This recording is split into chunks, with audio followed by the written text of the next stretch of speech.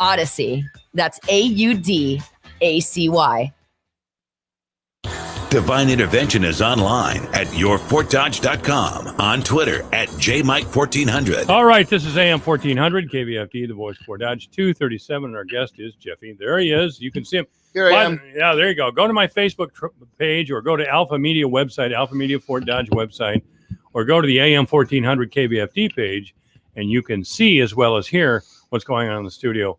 You'll get to see me just a little bit, but you don't want to see me. You want to see Jeff, who's making fun of you audience members right now. So, Jeff, Ragbri coming up, man. Yeah. And you're still going? You're still doing it? That's the plan, Stan. Right. I do have to ask you a question. Okay. I mean, it's a hot bit of conversation around town. Oh, is it? Are you running for re-election? No. You're not going to run for I already re-election. announced that here, didn't I? A long time ago? Maybe you did, and I missed it. I don't know. I thought I did. You know, I talked with the mayor and Dave Flattery and Minky, and none of them seemed to know whether you were going to run again. Oh, I thought I made it pretty clear. So, okay. And you may. Well, if I haven't, I've made it clear now. Okay. Now you've made it clear. Later. Yeah. No, I've chosen not to, it'd be 8 years. And one of the things that I realized is that's about half the time that I've lived in Fort Dodge. And is it really? And so I just think that it's just time to just let someone else have that opportunity. I've always been a person that's been in big favor of term limits and thinks that change can be good. And so you're done. Yeah. Okay. Doesn't mean it won't be something that I don't want to do later, but for now, I kind of just want to focus on my career at Iowa Central. And are you running to? Are you dropping out? Are you leaving the council to run for mayor? No. Okay. All right. No. My intention is I'm not great to at starting rumors, but yeah, my intention is not to run for an election. You don't want to run for an election this fall. Are you looking for some sort of appointment or no? No, not really. You're just. I'm happy with the things that I'm involved with. Okay. Currently involved with and sit as a board member of the landfill and recycling center, and so that's something that I love being a part of, and so I'd like to continue to represent the city of Fort Dodge in that manner. So that's nothing really new.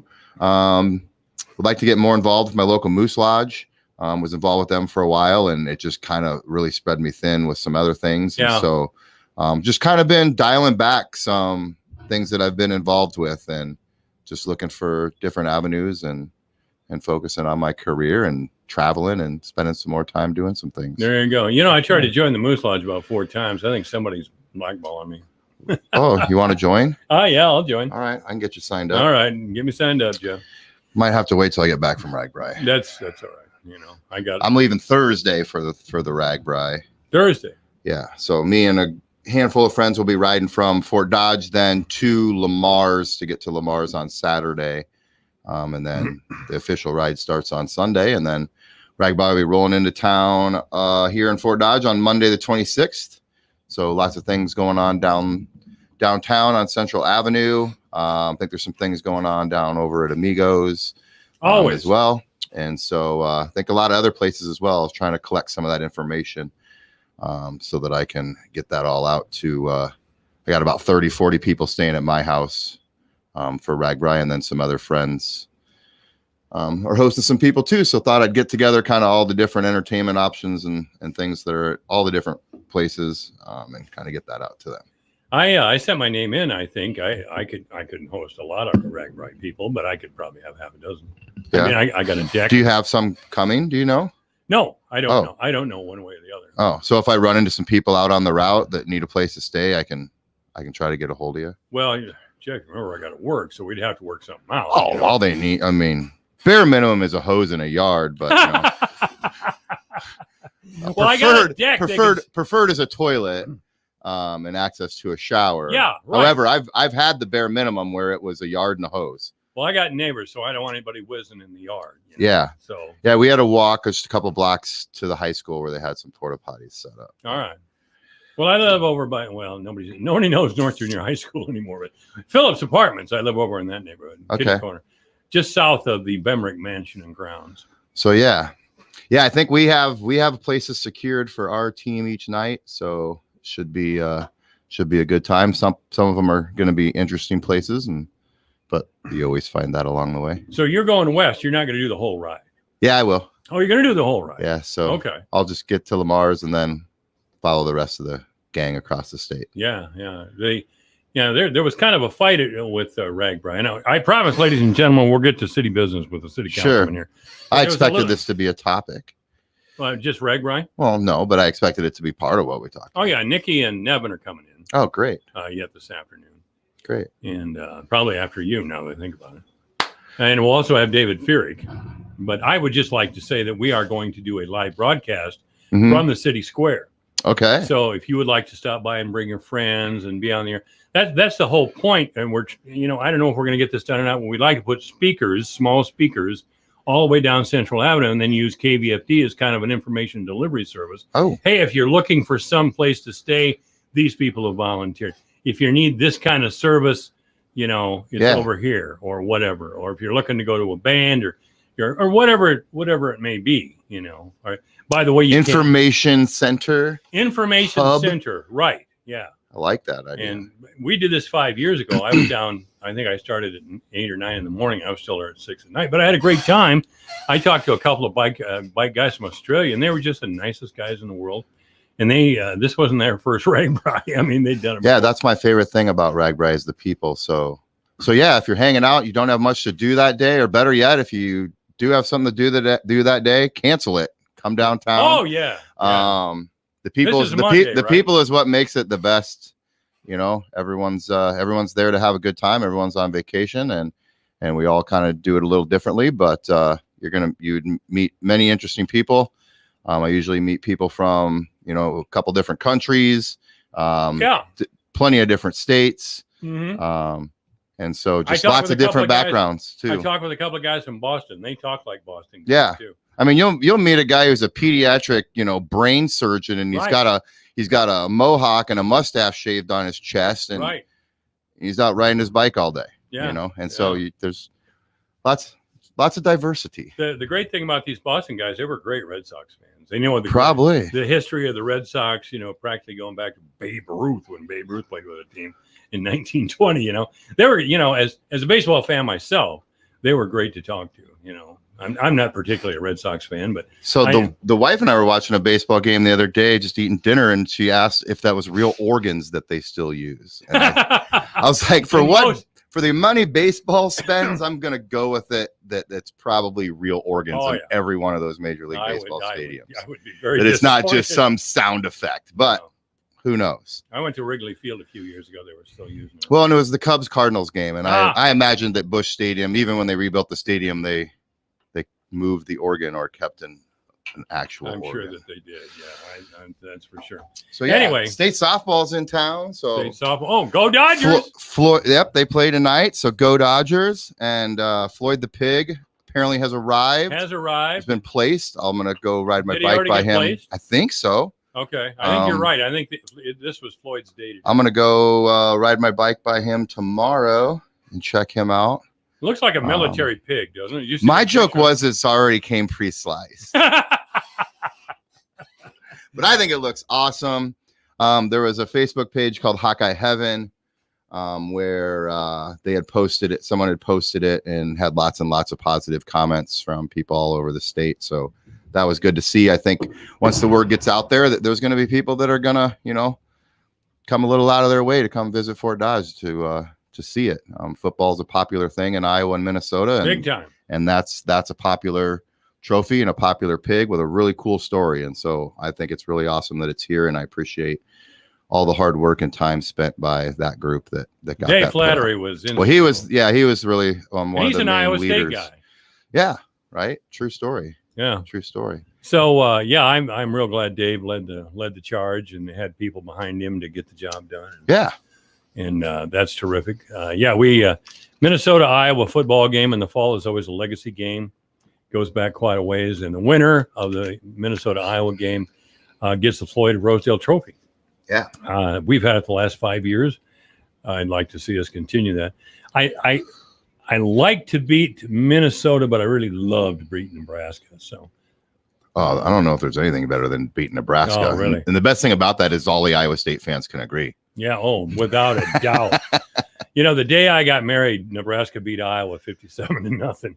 That was a way long time ago. And I can't even remember why Nebraska, which would have been in the Big 8 conference at that time, was playing Iowa, which would have been in the Big 10 conference. Well, it was traditionally a rival game. Then they got rid of it for a long time because it was, as I believe Nebraska put it, felt it was no longer a competitive game. Yeah, So, yeah. Well, but maybe that's just the urban legend. Who knows? No, Who well, knows? if you're getting beat 57-0, it's really not much of a competitive game. But, I have enjoyed right after, and I've told this story many times, Bo Pelini was the coach of Nebraska, and he won 9 games that year, but got fired anyway. Yep. In one of the last games, he beat Iowa after Iowa led. I was in the stands watching the game. I had great seats. And Iowa was up 17 points in the third quarter, and the Huskers came back and won. I was furious all the way home. I believe I was at that game as well. Were you? I believe so. But anyway, Pelini got fired, and the reporters in Nebraska asked the athletic director, Scott, something. Hey, he won 9 games, and he pulled out the game against Iowa. And the Scott guy says, well, in the end, you really have to see where Iowa is, or look what Iowa is, And unfortunately, he got fired after that. And we've been on a roll against Nebraska ever since. Head coach Scott Frost, too, one of their gods of football. So, yeah, I'm real happy. This has got to be his last year to pull something off, right? Well, Nevin and I have a sports show on Friday. And Nevin, of course, has a big Nebraska connection because he went to school in Creighton. And his wife is from Nebraska, of course. And all his in-laws naturally are Nebraska fans. And Nevin keeps saying, okay, where do they go after Scott Frost? And that's a good question. Scott Frost, for some reason, is a legend in Nebraska. Well, I think he was the quarterback of the last time Nebraska won an NCAA championship. Yeah. But I'm not sure on that. Well, I don't know. Monarchies usually aren't the best way to try to run something. So you don't have to have a coach that played there and went there for, the good old boys. No, but they've had a succession of failures. They've had Yeah. And Pelini was really the last winning coach that they had. And sometimes developing this long-term succession plan is not what you need. What you need is an Iowa State who goes out and grabs a guy like Matt Campbell. Oh, Campbell's an interesting. Who the day they hired him, I was like, that guy's gonna be great. He's gonna turn him around and look at him now. When you go and you try to build it based off other things, not about what's best, then I don't know if I don't think Campbell ever addressed the fact whether he got a $56 million offer from the Detroit Lions. Scott Frost blew it up at UCF, but he did. He was really good at Central Florida. Difference is when Matt Campbell left his school, they didn't do so well. When Scott Frost left his school, they actually did just as good and better. Matt Campbell's a thinker. He's a deep dude. He is. He said that he didn't come here to, how did he put that? I came here to build a program or something was his response. But he recommended to his staff and his football players a book called Pound the Stone, which I went out and bought. Huh. It's not a thick book. Yeah. It's a fairly easy read, but it's about determination, pounding the stone, right. Never giving up, looking for ways to improve. I was very impressed. Yeah. And for that matter, for that reason, I would describe Matt Campbell as a thinking man's coach. Because a lot of them aren't. A lot of them are just rah, rah, rah. Yeah, another prime example, you think of Iowa State wrestling, right? They went after Kevin Jackson, great Olympian. Yeah, he was an Iowa State guy, but what did he do for guy. Iowa State? Not Nothing. Much. He was terrible. Right? Now they got some boys that I think are going to really turn it around. And fortunately, they're all ex-Iowa wrestlers, but those are going to be the dudes that turn it around. That's right. And maybe one of those and get Iowa State back to the top 5 in the nation where they need to be. Kevin isn't getting any younger. One of those guys might be the head coach at Iowa State. Yeah. I had season tickets every year that Kevin Jackson was a head coach of the wrestling program, except one, the last season. Mm-hmm. I got so tired of driving down there on a Sunday afternoon just to see him get beat by some Division C school. Yeah. I just worse yet, just feel like they weren't wrestling hard. Yeah, that's right. Like they just weren't really like they weren't. Mentality was just not right. Okay. Yeah. Well, you're absolutely right. Jeff Halder's our guest. I do want to talk to you a little bit about city council business, even though you're fading from the scene. You'll still be on the council until when? January? Yep. Okay. So you didn't like that TIF was being used a certain way a couple of weeks ago. Oh, the DOT building. The DOT, yeah. What was going on there? Oh, well, it's open. It's been open, I think, 3 weeks as of today, if I recall. Yeah. 2 or 3 weeks of today. Mm-hmm. And so it just kind of seems a little late in the game to be rolling some TIF out. Why did they choose to do that? That was a little weird.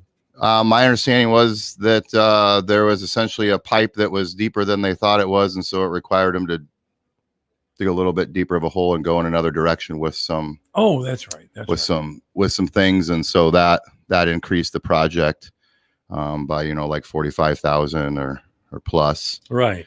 On a $1 million project, and and my point is that we've always I feel like Fort Dodge has always tried to be a prime example for how to use TIF and use it. Well, that's Ferric, and Ferric will be in a in responsible and a respectful manner. And I just think that this was not, and is not, an example of that. It doesn't. A lot of times we do TIF to bring something into town that can help create jobs or clean up, slum and blight, and improve an area. And this area had already been established for improvement, and I felt like it didn't need it.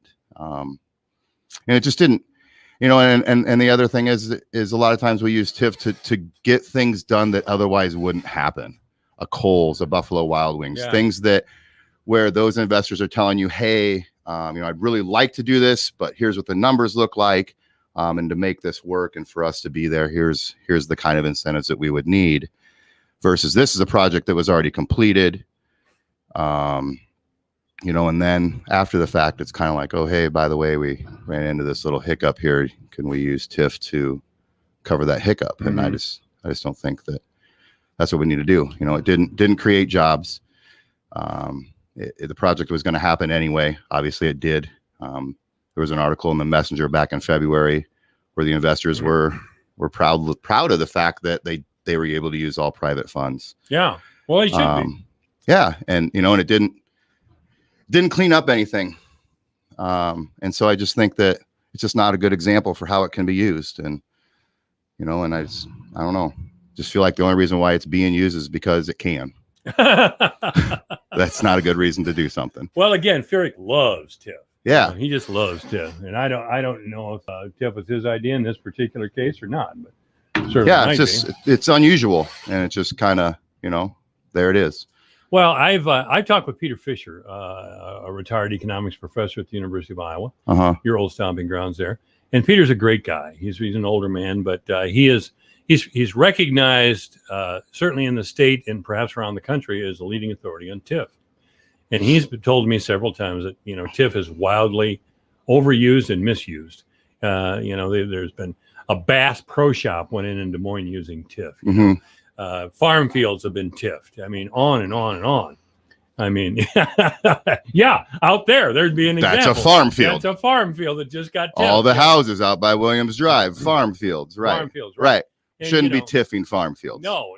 In Peter Fisher. Now, the one exception that I did have was with the daycare center, because I felt that was something that was so important and that was not going to happen without it. It retained jobs, and more importantly, it retained places for people to be able to take their children so that they can go to a job. Oh, yeah, absolutely. To me, that's a different category, but building $250,000 houses on up and punting 70 grand just because you can isn't proper use of TIF in a cornfield. Well, maybe Ferric's listening to you and he'll become in guns. Oh, he always listens. He knows my opinion. It's my opinion's well known down at City Hall that Jeff Halter does not support TIF in green fields, which include cornfields. That he wants to clean stuff up, that there's plenty of things to get cleaned up. And so if it's not going to clean things up, if it's not going to create long-term jobs, then he ain't going to support it. David isn't. And that's just known by staff at City Hall. That's my stance. And so, your stance. And that's been my stance for years. And so I haven't, the only time I wavered was the daycare. And I gave my reasons as to why I think that was needed. But yeah, no, I mean, the folks at City Hall that handle TIF and deal with it, they know that that's not something Jeff's going to support. Okay. Well, we'll give him a call and see what he says, but we already know he's going to say no, but we should check with him, and they always do. And then they say, that's what I thought you would say. Well, that's a legitimate position. I mean, sure. I don't talk to since I got Ferric and a couple of the councilmen bombed out on me, But I don't know what with the exception of Dave Flattery. Mhm. I don't really know their feelings, like Andy or Kim. I don't know their feelings, or Lydia. I don't know their feelings. Well, and in a time when Menke, I do. And in a time when we're concerned about our general fund budget and, the corporate tax breaks, that rollback is going to happen and that backfill is going away. Is that the time to punt away 70 grand? Yeah. Well, you have a point, and I'll bring that up to. Yeah. Or 45, whatever that is, up to 70 grand, I think is what the paperwork said. Yeah. Well, Jeff Halder's been our guest. I should have asked for calls, but we really didn't have that much time today between talking about RAGBRAI and all the other things. Well, thanks for having me. No, thank you, Jeff. And I'll be off the radar for a couple of weeks. That's okay, man. Have a good time. It's Right summer. on. We're supposed to have a good time. That's right. Be safe out there. All right. Jeff Halder's been our guest. This is AM 1400 KBFT. The ability to react and adapt to mid-season adversity. That's